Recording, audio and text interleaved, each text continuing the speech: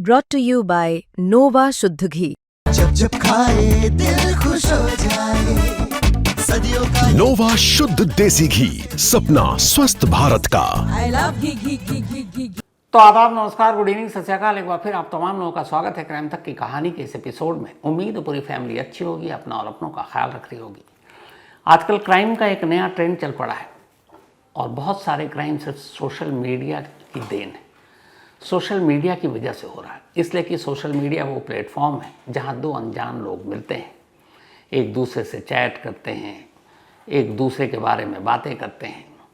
और हैरत की बात यह कि इनमें से बहुत सारे लोग तो कभी एक दूसरे से मिलते भी नहीं है, देखा भी नहीं है। इस बात की भी गारंटी नहीं है कि जिस तस्वीर को देखकर वो चैट या बात कर रहे हैं वो तस्वीर असल में उसी की है कि नहीं।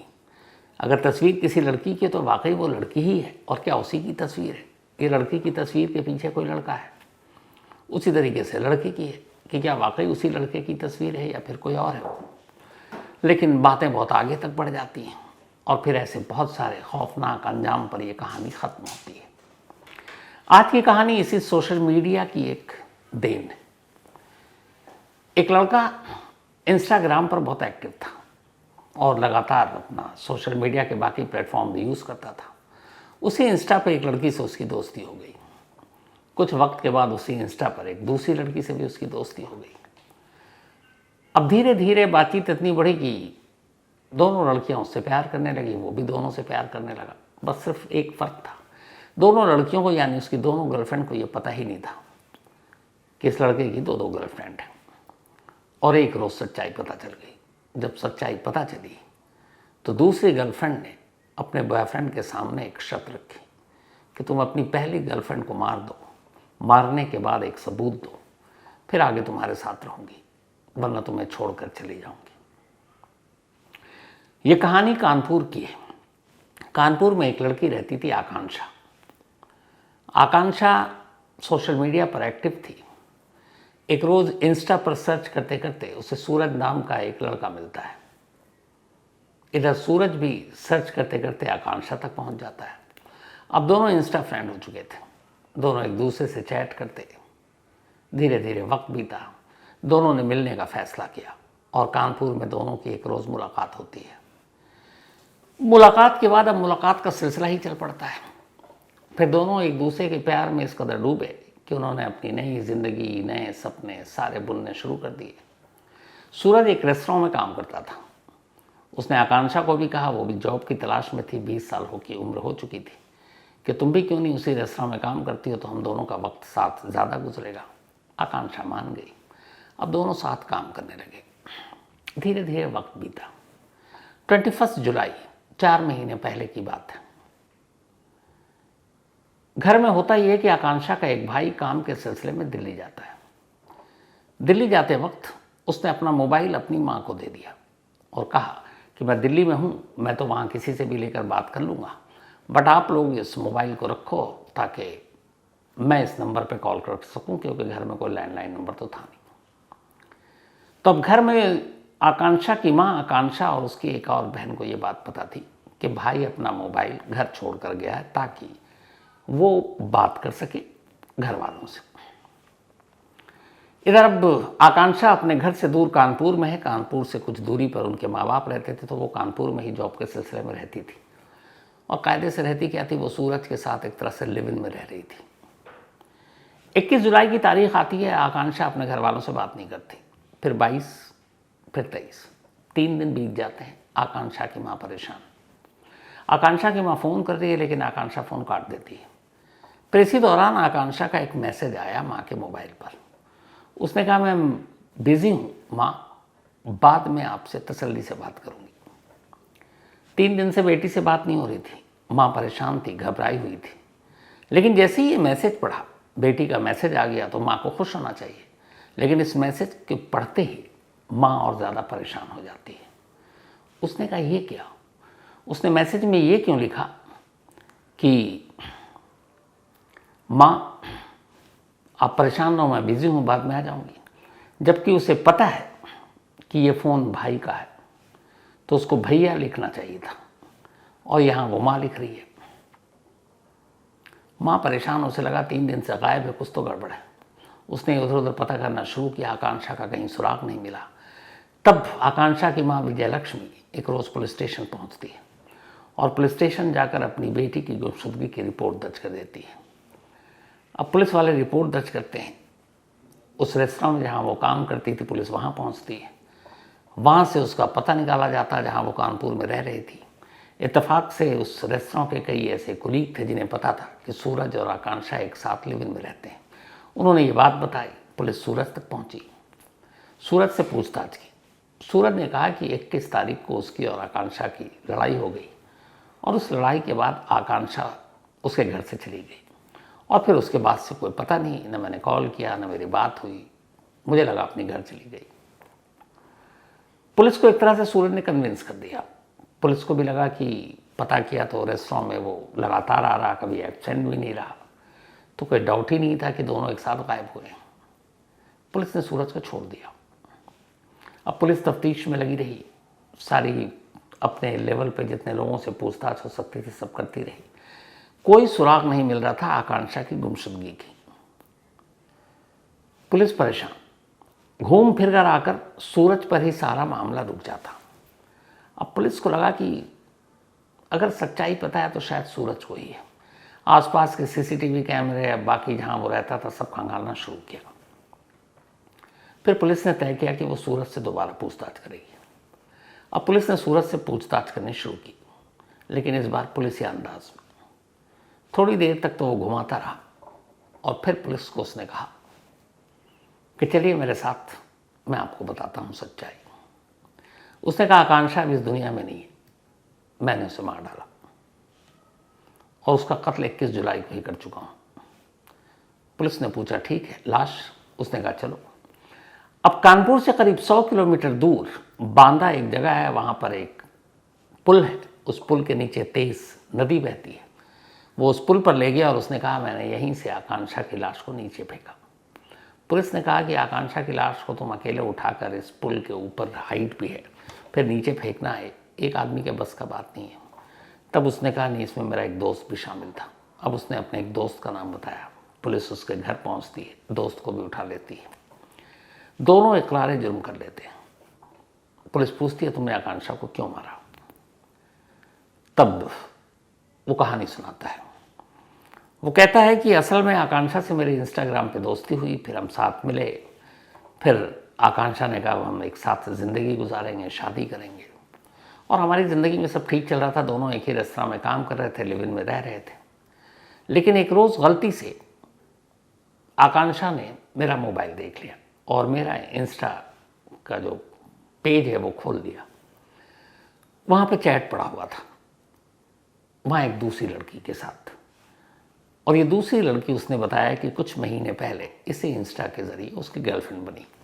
वो उससे मिलता जुलता भी है, कानपुर में ही है, और अब वो उससे भी प्यार करने लगा। तो पुलिस ने कहा इसमें क्या हुआ? फिर उसने कहा जब उसने देखा मेरी बीवी ने, मतलब सॉरी आकांक्षा ने, तो वो नाराज़ हुई, भड़की, फिर झगड़ा हुआ, बट मैं उसको फिर भी मैंने मना दिया। लेकिन इत्तेफाक से एक और चीज़ हो गई, उसी इंस्टा के ज़रिए मेरी दूसरी गर्लफ्रेंड को मेरी पहली गर्लफ्रेंड यानी आकांक्षा के बारे में भी पता चल गया। उसने भी मोबाइल पे वो चैट देख लिया।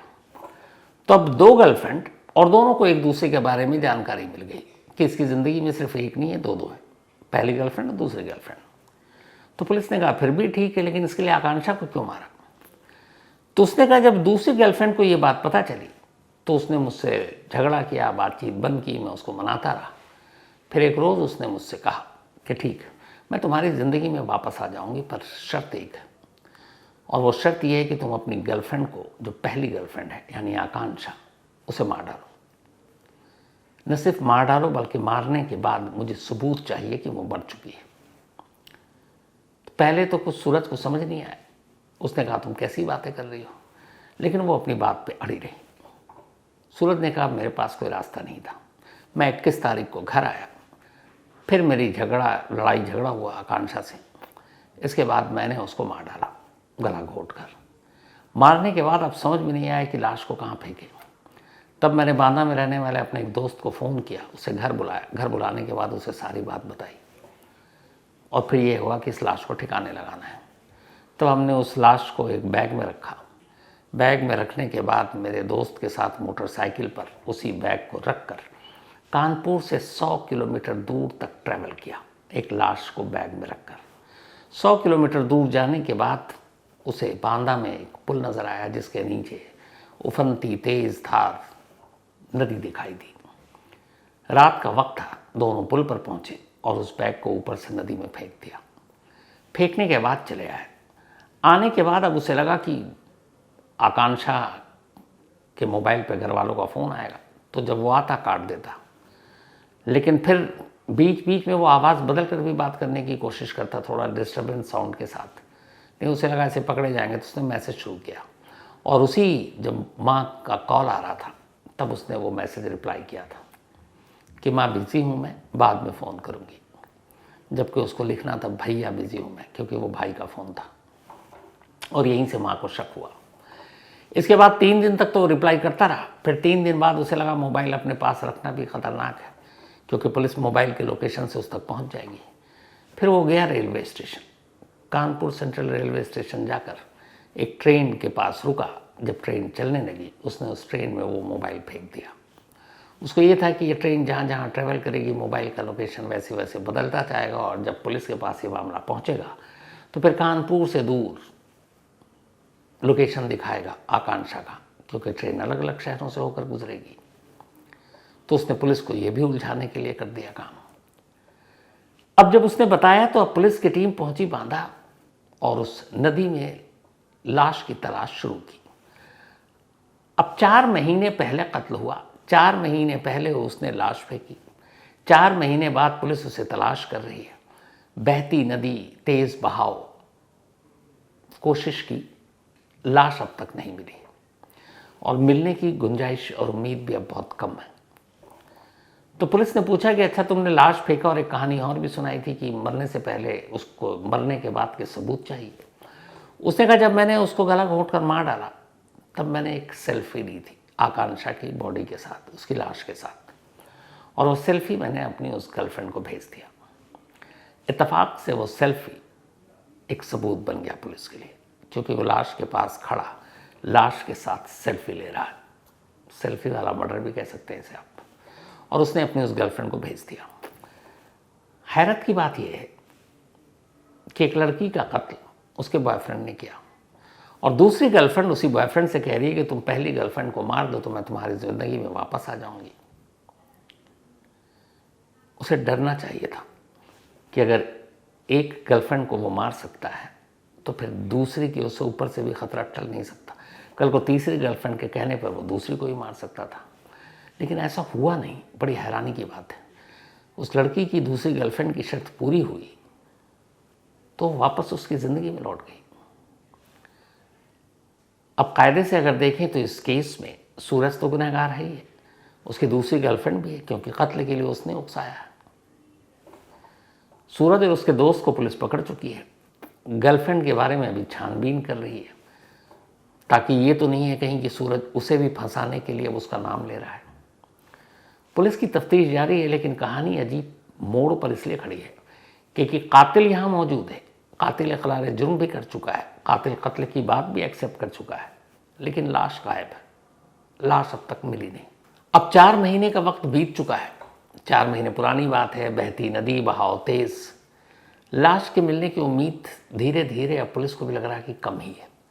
अब ऐसे में सवाल ये उठता है कि बगैर लाश के ये केस कहाँ पर जाकर ख़त्म होगा, क्योंकि कातिल का इकरार जुर्म पुलिस कस्टडी में है, सर्कमस्टेंशियल एविडेंस साथ में है, आकांक्षा लौट कर नहीं आई ये भी पक्का है, आकांक्षा का बाकी किसी ने कभी 21 जुलाई के बाद देखा नहीं ये भी सच है।